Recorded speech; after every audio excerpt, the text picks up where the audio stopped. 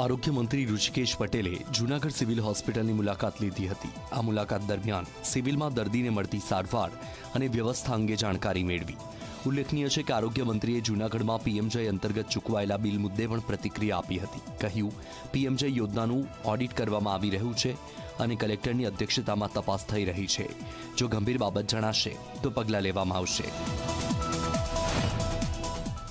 વ્યક્તિગત રીતે મળી અને એમને ફોન કરી અને ડેટા લીધા છે અને જ્યાં અનિયમિતતા મળશે અથવા તો અનિયમિતતામાં કદાચ જે મને લાગે છે અને જે વાતચીત થયા પ્રમાણે એ પ્રમાણે કોઈને 300 રૂપિયા જતી વખતે આપવાના હોય અથવા તો જે સારવાર કર્યા પછી પીએમજેવાયમાં ક્લેમ કર્યા પછી ક્યાંક વધારાના પૈસા લીધા હોય, આવી બાબતો જ આપણા ધ્યાનમાં આવી છે।